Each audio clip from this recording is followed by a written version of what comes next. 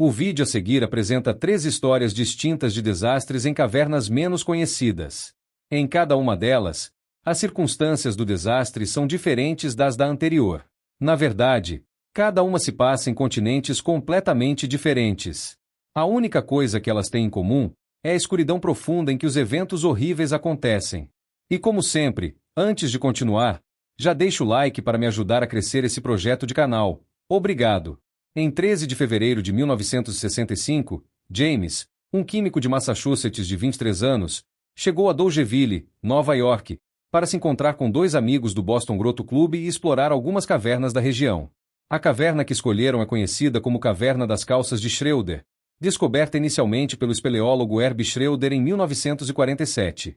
Durante sua primeira exploração da caverna, Herb rasgou as calças em algumas pedras, e por isso ele e um amigo brincando, deram a ela o nome de Calças de Schroeder.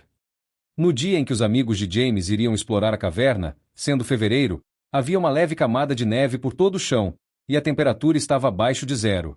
Mas, geralmente é um pouco frio em cavernas, então isso não foi grande coisa. Eles chegaram à casa do dono da caverna para avisá-lo antes de entrarem, mas ele não estava em casa.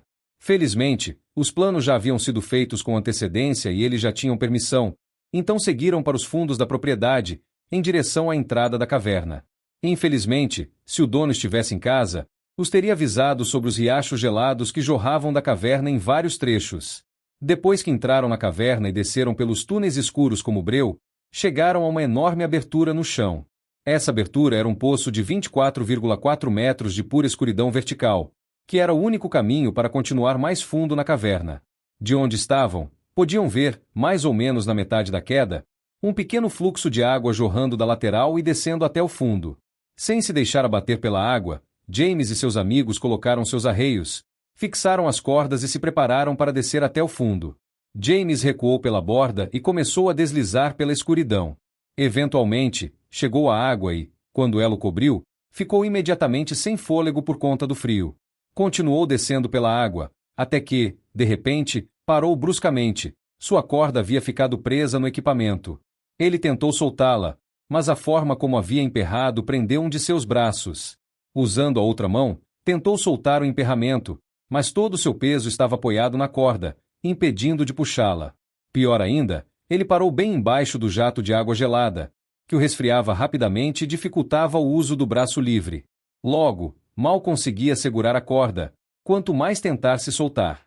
Lá de cima, seus amigos tentaram puxá-lo, mas com tão pouco espaço para manobrar, ele era pesado demais para ser içado. James tentou manter a calma e tranquilizar os amigos, mas com o passar do tempo, começou a ter dificuldade para responder. Depois de 45 minutos tentando puxá-lo para cima, decidiram que precisavam de ajuda. Um dos amigos correu de volta para fora da caverna. Quando saiu, James já estava com hipotermia grave e não conseguia mais falar. Naqueles primeiros dias da espeleologia, o sistema de resgate era precário. Os socorristas mais próximos estavam literalmente a estados de distância. Desde o momento da chamada, levou horas para uma equipe ser enviada, e ela veio de Washington. Quando finalmente chegaram e entraram na caverna para içar James, ele já havia morrido, pendurado no meio do poço de 80 pés. Seu corpo balançava sem vida, tendo morrido horas antes de hipotermia. Esse caso foi um grande alerta para espeleólogos do mundo todo sobre os perigos pouco óbvios da espeleologia. Ao contrário do que se possa imaginar, a maior ameaça para os espeleólogos não são pedras caindo ou espaços apertados, mas a água fria. Como a água esfria o corpo dezenas de vezes mais rápido que o ar, mesmo água moderadamente fria pode causar hipotermia rapidamente. Espeleólogos modernos usam várias camadas de lã por baixo de roupas impermeáveis. Mas, na época da morte de James, era comum usar apenas roupas normais. Com a água fria do riacho, James não teve a menor chance com as roupas que vestia. Após sua morte, equipes de resgate tentaram, ao longo de vários dias, içar seu corpo do poço, mas devido ao espaço limitado, era quase impossível. Tentaram alargar o espaço, mas à medida que começaram a perfurar, partes da caverna desmoronaram e caíram no poço, tornando a operação extremamente perigosa. Relutantemente, foram forçados a abandonar o corpo de James. A entrada foi então fechada com explosivos, deixando seu corpo lá dentro. James permaneceu pendurado ali até 2006, quando o neto do proprietário original reabriu a caverna e finalmente recuperou seu corpo. Quando fizeram, ele já estava decomposto a ponto de escorregar pelo arnês e cair no fundo do poço. Mas no fim, seu corpo foi recuperado da caverna das Calças de Schröder, quase 4 décadas após sua morte. O Parque Nacional Khao Sok, na Tailândia, abriga uma série de maravilhas geológicas deslumbrantes. Uma cadeia de montanhas de calcário atravessa o parque de norte a sul, e belas rochas de arenito e argilito se elevam a quase 610 metros de altura. A estação das monções no parque também é significativa, e até 350,5 centímetros de chuva podem cair anualmente. Nas profundezas da floresta do Parque Nacional, há uma série de cavernas, incluindo uma conhecida como Caverna Nantalu. Essa caverna é feita de calcário e tem 457 metros de profundidade, sendo lentamente erodida pela água que corre por ela. Um riacho atravessa a caverna o ano todo, mas, durante a temporada de monções, ela pode ficar quase completamente submersa. Durante os meses mais quentes, cobras-rei da floresta próxima se refugiam na caverna para se refrescar. Mas, apesar desses perigos, turistas lotam a caverna, e os guias turísticos tailandeses ficam felizes em levá-los pelas passagens escuras. No sábado, 14 de outubro de 2007, Helena, de 21 anos, e seu noivo, John, de 24, saíram de uma pequena casa de bambu onde estavam hospedados durante suas férias na Tailândia. Helena e John tinham acabado de ficar noivos e estavam em dúvida entre dar entrada em uma casa ou ir para as férias dos sonhos. No final, perceberam que a casa poderia esperar e decidiram viajar para a Tailândia. Quando chegaram lá, Helena não conseguia acreditar no que via. Ela comentou que a área em que estavam hospedados era o lugar mais lindo que já tinha estado na vida. Naquele dia, iriam fazer uma excursão que os levaria primeiro em um passeio de barco por um lago. Depois disso, caminhariam cerca de 1 hora pela floresta até a entrada da famosa caverna Nantalu. Na entrada, seus 2 guias entregaram tochas ao grupo e os conduziram pelas passagens subterrâneas escuras. Ao longo do caminho, viram aranhas, morcegos e paredes de caverna ladeadas por pequenas cachoeiras. Naquele mesmo dia, também estavam na caverna a família Fischer, da Suíça, e um menino alemão de 10 anos, que havia recebido permissão da mãe para entrar com o grupo. Ela, por sua vez, esperou do lado de fora enquanto o passeio acontecia. A caverna Nantalu costuma ficar fechada durante a temporada de monções, pois pode inundar rapidamente com chuvas fortes. Os passeios oficiais à caverna geralmente começam no final de outubro e vão até a segunda semana de maio. O dia em que entraram era 14 de outubro, um pouco antes do início da temporada oficial. Além disso, a previsão do tempo indicava chuva, e os guias haviam sido avisados para não entrarem na caverna. No entanto, como o tempo estava bom no início do passeio, decidiram seguir mesmo assim. Às 14 horas, começou a cair uma chuva forte do lado de fora da caverna. Dentro dela, mais ou menos na metade do passeio, Helena ouviu um rugido ao longe. Logo depois, uma torrente de água invadiu o local onde estavam. Ela e John imediatamente começaram a escalar as paredes para alcançar um terreno mais alto. Ao fazer isso, viram os guias e o menino alemão sendo arrastados pela correnteza. Em seguida, viram a família Fischer ser levada da mesma forma. Enquanto subiam, Helena perdeu o equilíbrio e começou a cair. Mas, no último segundo, John conseguiu agarrar seu braço e puxá-la de volta. Finalmente, alcançaram uma saliência que parecia segura. Ali, sentaram-se e esperaram que a água não subisse mais. Todas as tochas haviam sido levadas pela enchente, e eles ficaram na escuridão completa. A única luz vinha, ocasionalmente, de um vagalume que passava por perto. Conforme as horas se arrastavam, sem sinal de que a água baixaria, começaram a discutir o que deveriam fazer. John acreditava que poderiam seguir a correnteza para fora da caverna e buscar socorro. Helena, por outro lado, achava mais seguro esperar ali, acreditando que a água eventualmente recuaria. John, convencido de que precisavam agir, disse que iria tentar escapar, mesmo que ela preferisse ficar. Helena implorou para que ele não fosse, mas ele não cedeu. Logo, ele escorregou na água, soltou-se da borda e desapareceu na escuridão. Sozinha, Helena ficou tremendo na escuridão, ouvindo a torrente de água. Passou as próximas 16 horas ali, sentada na borda, esperando socorro. Do lado de fora da caverna, às 16h30, as autoridades perceberam que o grupo estava desaparecido e organizaram uma busca. Barcos e helicópteros foram mobilizados para a região. Assim que a água recuou o suficiente, socorristas entraram na caverna. Em algum momento, Helena viu uma luz de tocha e gritou por ajuda. Quando foi retirada da caverna, informaram que corpos haviam sido recuperados 8 horas antes. Durante todo o trajeto de saída, Helena perguntava freneticamente se John estava bem. Levaram-na até o necrotério improvisado, onde, tragicamente, ela descobriu que era a única sobrevivente. Encontrou o corpo de John entre os que haviam sido arrastados pela enchente no dia anterior.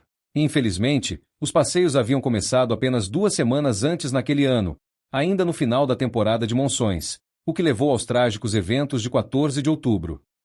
No domingo, 22 de março de 1959, 8 espeleólogos da Associação Espeleológica Britânica entraram na caverna conhecida como Peak Cave, em Castleton, Inglaterra. A Peak Cave é, em sua maior parte, uma caverna de exibição aberta ao público para visitas guiadas. Ela também possui a maior entrada de caverna da Inglaterra, abrigando o canal Peaksole, que é largo o suficiente para a passagem de um pequeno barco. As áreas abertas à visitação possuem caminhos e escadas demarcados, além de boa iluminação, facilitando a travessia dos túneis. Porém, naquela data, os espeleólogos estavam ali para explorar uma nova passagem descoberta recentemente, cerca de 800 metros além da área turística da caverna. O objetivo era alcançar uma grande abertura conhecida como Câmara de Musgo, onde a nova passagem havia sido revelada. Essa passagem era, na verdade, um poço que descia a partir de um pequeno buraco no chão da câmara. 4 dos exploradores já haviam participado das primeiras visitas ao local e sabiam o que esperar. Estimaram que o poço tinha cerca de 12,2 metros de profundidade e poderia se abrir para uma área ainda maior. Levaram, portanto, uma escada de aproximadamente 23 metros, caso as estimativas estivessem erradas. O primeiro a descer foi Neil Moss, de 20 anos. Com 1,83 metros de altura, magro e forte, Neil era apaixonado por exploração de cavernas. Às 15h30, ele se espremeu pelo buraco lamacento no chão, empurrando a escada com os pés para que pudesse usá-la na subida. O poço descia verticalmente por cerca de 3,66 metros, em um formato de saca-rolhas. Em seguida, continuava em um ângulo de 45 graus, antes de cair verticalmente mais uma vez por cerca de 5,5 metros. Durante a descida, uma pedra bloqueava seu caminho. Para tentar removê-la, Neil se forçou a entrar em um pequeno recesso lateral. Ao fazer isso, acabou prendendo a escada embaixo de si. Eventualmente, todo o esforço para se espremer para baixo e atravessar as passagens estreitas foi ficando cansativo, e Neil não estava tendo sucesso. Então, decidiu subir de volta para trocar com um de seus companheiros de equipe. Mas, quando tentou subir a escada, percebeu que a passagem era tão estreita que ele não conseguia levantar a perna alto o suficiente para alcançar o degrau. Também era estreita demais para que ele conseguisse qualquer alavanca para se elevar. Percebendo que estava preso, pediu aos colegas que tentassem puxar a escada enquanto ele se segurava em um dos degraus ao seu alcance. No entanto, com a passagem tendo apenas 45 centímetros de largura, os degraus da escada batiam e emperravam nas rochas salientes. Eles conseguiram puxá-lo apenas alguns metros antes de a escada travar completamente. Neil parou de se mover. Situações como essa não são incomuns na espeleologia, então ele e seus colegas ainda não estavam muito preocupados. Acreditavam que bastaria baixar algumas cordas na passagem e ele seria içado sem maiores problemas. No entanto, cada vez que tentavam puxá-lo com cordas, elas se rompiam ou se esfarrapavam nas bordas irregulares da rocha. Pior ainda, a parte da caverna onde estavam tinha ventilação precária, e a forma como Neil estava preso piorava o fluxo de ar no túnel. Isso fez com que o dióxido de carbono começasse a se acumular na câmara e no poço. Neil começou a ficar desorientado, e seu comportamento tornou-se irracional. Ele estava se tornando pouco cooperativo por causa do ar contaminado e chegou a ficar tão delirante que parou de entender a gravidade da situação. Em um momento, sugeriu que o grupo fizesse uma pausa para buscar comida antes de continuar o resgate. Enquanto os esforços de resgate seguiam no topo do poço, até mesmo socorristas começaram a sentir os efeitos do dióxido de carbono. 3 voluntários perderam a consciência durante a descida até Neil. Um quarto conseguiu descer e teve uma corda amarrada no peito, mas, ao ser puxado, a corda apertou tanto seu tórax que respirar tornou-se quase impossível. 9 horas após o início da tentativa de resgate, cilindros de oxigênio foram levados até a caverna, na esperança de bombear ar fresco para dentro da câmara e melhorar a qualidade do ar. A expectativa era que isso deixasse Neil lúcido novamente, permitindo que cooperasse. Do lado de fora da caverna, espectadores se aglomeraram na entrada, na esperança de ver Neil resgatado com vida. Entre eles estava seu pai, que esperava com muito mais ansiedade do que qualquer outra pessoa. Dentro da caverna, os socorristas continuavam sendo forçados a sair devido à má qualidade do ar. Em outras ocasiões, permaneciam na lama até a cintura, bombeando oxigênio desesperadamente para manter Neil vivo. O desespero cresceu a ponto de justificarem um chamado para qualquer socorrista próximo que conseguisse se espremer até onde Neil estava. Na manhã de segunda-feira, uma jovem espeleóloga de 18 anos chamada June chegou ao local, na esperança de ser pequena o suficiente para ajudar no resgate. Mais tarde, a mídia divulgou que ela teria recebido instruções para quebrar as clavículas de Neil, se necessário. Embora isso nunca tenha sido comprovado, é fácil imaginar que tenha sido dito em tom de desespero ou ironia entre os socorristas. Na tarde de segunda-feira, 25 horas após Neil ficar preso, sua respiração ofegante ainda podia ser ouvida do topo do poço. Para os socorristas, ele parecia apenas um ponto lamacento no fundo da passagem. Continuaram soprando ar comprimido no túnel para tentar deslocar parte do dióxido de carbono, enquanto iniciavam escavações em rochas próximas, tentando encontrar uma nova passagem que levasse até Neil. Tragicamente, naquela noite, uma forte chuva começou a cair do lado de fora e ameaçou inundar a caverna. As autoridades, então, tomaram a difícil decisão de evacuar os socorristas até que a chuva cessasse. Pouco antes da evacuação, foi a última vez que Neil foi visto com vida. Ele ainda estava preso, com um dos braços forçado em um recesso sob um degrau da escada. Quando a chuva finalmente diminuiu, os socorristas retornaram ao poço e não ouviram mais nenhum som vindo de baixo. Um médico declarou formalmente a morte de Neil às 15 horas da terça-feira, a única vez em que ele declarou uma morte sem ver o corpo. Fora da caverna, o pai de Neil solicitou que o corpo do filho fosse deixado no local, para que ninguém mais arriscasse a vida tentando recuperá-lo. Os socorristas recolheram pedras soltas do chão da câmara de musgo e preencheram a abertura do poço, sepultando Neil Moss no local onde ficou preso. Bom, e esse foi o vídeo. Se você chegou até aqui, comente o que achou das 3 histórias. Obrigado.